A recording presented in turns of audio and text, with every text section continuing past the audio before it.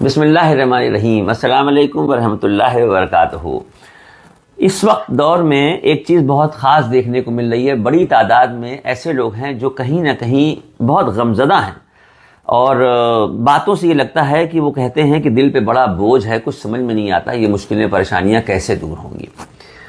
مجھے لگا کہ یہ پیغام ان تک ضرور پہنچنا چاہیے کہ اس وقت ایک تو اتفاق کی بات یہ ہے کہ رمضان المبارک کا مقدس مہینہ چل رہا ہے، رب کی رحمتیں برس رہی ہیں، رب کی رحمتیں برس رہی ہیں۔ اس کا فائدہ اٹھا لیجئے، اور کس طرح سے اٹھائیے کہ ایک بار سچے دل سے، ایمانداری سے یہ جملہ خالی کہیے کہ پروردگار، جن لوگوں نے ہمیں بہت تکلیفیں پہنچائی ہیں، جن لوگوں نے بہت پریشان کیا ہے، تیری رضا کی خاطر ہم انہیں معاف کر رہے ہیں۔ مولا تیری رضا کی خاطر انہیں معاف کر رہے ہیں، تو مجھے معاف کر دے پروردگار، تو مجھے معاف کر دے۔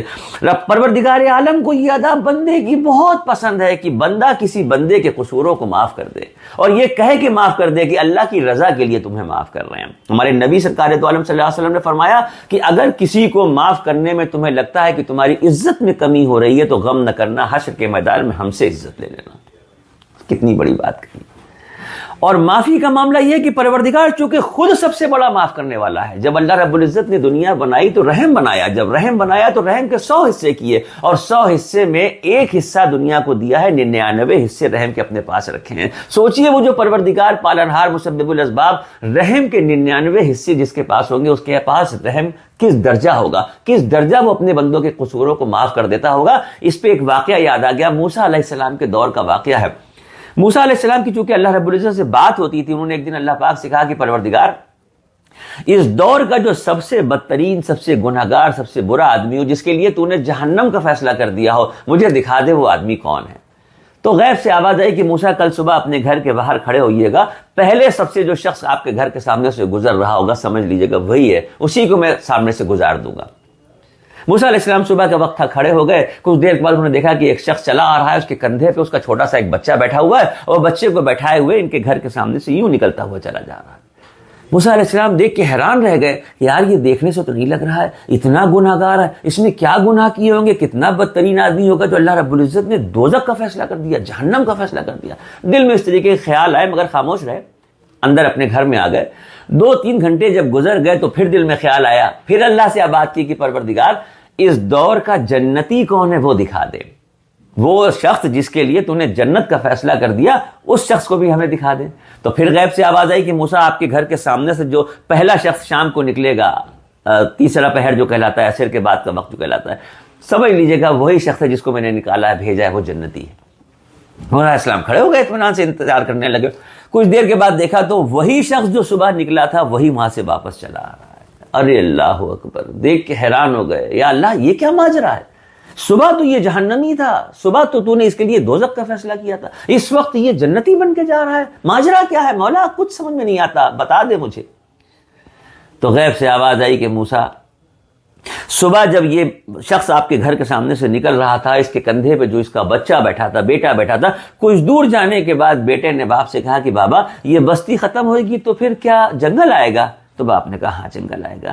بیٹے نے پوچھا باپ سے کہ بابا کیا جنگل بہت بڑا ہوتا ہے؟ اچھا بچوں کی عادتیں ہوتی ہیں، کوئی ایک بات پکڑ لے تو اس سے سیرا جوڑتے ہوئے بہت سے سارے سوال کرتے ہیں۔ تو انہوں نے کہا بابا یہ بستی ختم ہوئے گی تو جنگل آئے گا؟ کہا ہاں جنگل آئے گا۔ کہا جنگل بہت بڑا ہوتا ہے؟ ہاں بیٹا بہت بڑا ہوتا ہے۔ اچھا بابا یہ بتاؤ کہ جنگلوں سے بڑا کیا ہوتا ہے؟ تو کہا جنگلوں سے بڑے پہاڑ ہوتے ہیں۔ اچھا بابا یہ بتاؤ کہ پہاڑوں سے بڑا کیا ہوتا ہے؟ تو انہوں نے کہا پہاڑوں سے بڑے آسمان ہوتے ہیں۔ بچے نے پھر پوچھا کہ بابا آسمانوں سے بڑا بھی کچھ ہے؟ تو باپ نے کہا کہ ہاں بیٹا، آسمانوں سے بڑے تیرے باپ کے گناہ ہیں۔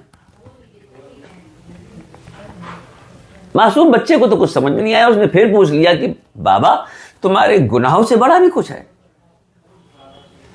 تو باپ نے کہا کہ ہاں بیٹا، میرے گناہوں سے بڑا میرے رب کا کرم ہے، رحم ہے، نہ جانے کب اس کی رحمت دریائے جوش پھیلا دے، نہ جانے کب اس کی رحمتوں کی بارش ہو جائے، نہ جانے کب اس کی رحمتوں کی بوچھار ہم پر بھی پڑ جائے اور وہ میرے گناہوں کو معاف کر دے۔ اللہ رب العزت کو یہ ادا اتنی پسند آئی کہ اس کے گناہ اسی وقت معاف کر دیے اور اس کے لیے جنت الفردوس کے فیصلے فرما دیے۔ تو پروردگار معاف کرنے والا سب سے بڑا پروردگار ہے، معافی کو پسند کرنے والا سب سے بڑا رب ہے۔ جب وہ معافی کو پسند کرتا ہے تو وہ چاہتا ہے کہ اس کے بندے بھی اس کے بندوں سے محبت کریں اور معاف کر دیں، اور یہ صفت نیک بندوں میں ہی پیدا ہو سکتی ہے۔ لہٰذا ابھی اسی وقت عہد کر لیجئے، یہ ویڈیو جیسے ہی آپ دیکھ کے ختم کریں دل سے کہہ دیجئے کہ میرے مولا، جن لوگوں نے مجھے دکھ پہنچایا، تکلیف پہنچائی، بہت پریشان کیا، جن کی طرف سے بہت دل دکھا ہے، دل تو نہیں چاہتا تھا لیکن یہ واقعہ سن لیا، تیری رضا کی خاطر ہم ان سب لوگوں کو معاف کر رہے ہیں جنہوں نے ہمیں تکلیف پہنچائی ہے۔ مولا تو اپنے فضل و کرم سے ہمیں معاف کر دے، مولا ہمیں معاف کر دے، مولا ہمیں معاف کر دے۔ السلام علیکم ورحمۃ اللہ وبرکاتہ۔